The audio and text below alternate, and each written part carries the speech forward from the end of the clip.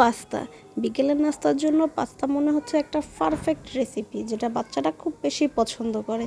তাই আজকে নিয়ে এলাম পাস্তা রেসিপি। হ্যালো এভরিওয়ান, আসসালামু আলাইকুম। কেমন আছেন সবাই? চলুন দেখে নেওয়া যাক পাস্তাটা আমি কিভাবে বানিয়েছি। আমি এখানে দুটো টমেটো নিয়েছি, পেঁয়াজ নিয়েছি, কিছু চিকেন নিয়েছি আর কিছু চিংড়ি মাছ নিয়েছি একটু গাজর কুচি। প্রথমে দিয়ে দিলাম পানি সিদ্ধ, এটার ভিতরে আবার একটু তেল দিয়ে দিয়েছি। এবার এই পানি গরম হয়ে যাওয়ার সাথে সাথে এখানে আমি টমেটো দুটো দিয়ে দিয়েছি। নিয়েছি 1 প্যাকেট পাস্তা। আমি অবশ্য কুলসনের পাস্তা নিয়েছিলাম, আপনারা চাইলে অন্য প্যাকেটটাও নিতে পারেন। এখানে পেয়ে গেলাম দুটো মশলা পাস্তার সাথে। এবার টমেটোগুলো দেখেছেন একটু ফাটা ফাটা হয়ে গিয়েছে। এই মুহূর্তে দিয়ে দিলাম পাস্তাগুলো সিদ্ধ হয়ে যাচ্ছে। একটা নতুন টিপস, এখানে একটু তেল দেওয়ার কারণে পাস্তাগুলো একটার সাথে একটা লেগে থাকবে না। টমেটো যখন হয়ে গিয়েছে তখন এগুলোকে আমি উঠিয়ে নিয়েছি। পাস্তাগুলো আরও কিছুক্ষণ নেড়ে চেড়ে সিদ্ধ করে নিচ্ছি ভালো করে।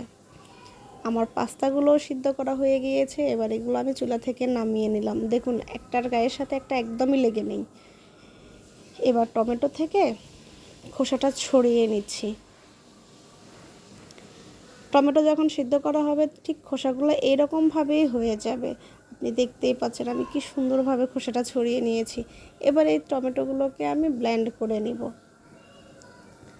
একটি ব্লেন্ডার জারে টমেটো দুটো নিয়েছি, সাথে দিয়েছি দুটো কাঁচামরিচ আর যে পেঁয়াজ কুচিগুলো দিয়ে দিয়েছি। একসাথে ব্লেন্ড করে নেওয়ার ফলে এগুলো দেখতে একটু অন্যরকম হবে। আমি পাস্তা রান্না করতে প্রায় সময় এই টমেটোগুলোকে এরকম ব্লেন্ড করে নিই, তাহলে বাচ্চারা টমেটো বেছে বেছে ফেলে দিতে পারে না। এবার একটি প্যানে কিছু তেল দিয়ে দিয়েছি। এখানে চিংড়ি মাছগুলো আর চিকেনের টুকরোগুলো দিয়ে দিলাম। এগুলোকে একটু ভালো করে নেড়ে চেড়ে ভাজা ভাজা করে নিয়েছি। এ পর্যায়ে একটু লবণ দিয়ে দিলাম।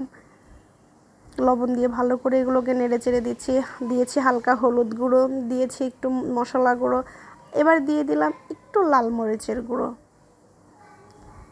অনেকে পাস্তাতে আবার লাল মরিচের গুঁড়ো দেন না। আমি যেহেতু এখানে চিকেনগুলো দিয়েছি এই জন্য একটু হালকা লাল মরিচের গুঁড়ো দিয়েছি।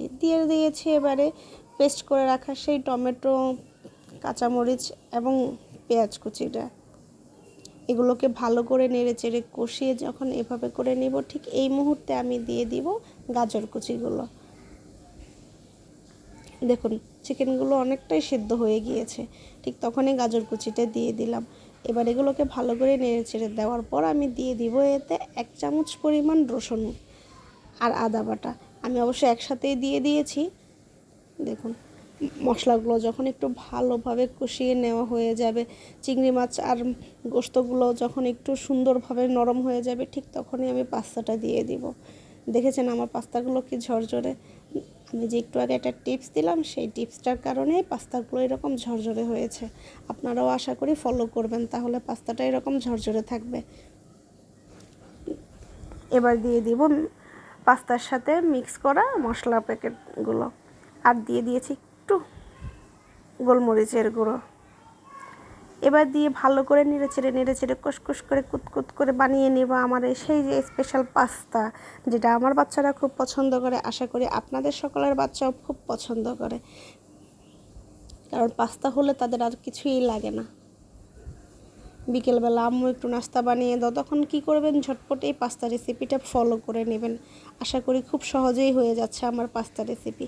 এবার দিয়ে দিয়েছি একটুখানি সস, যেটা সসটা বাচ্চাদের জন্য খুবই ফেভারিট। মনে হচ্ছে যেন সস ছাড়া তারা চলতেই পারে না।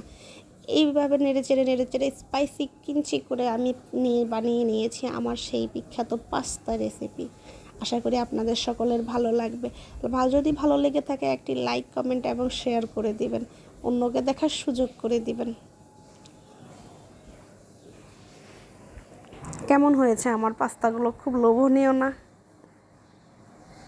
চলুন এবার ডেকোরেশন করার পালা।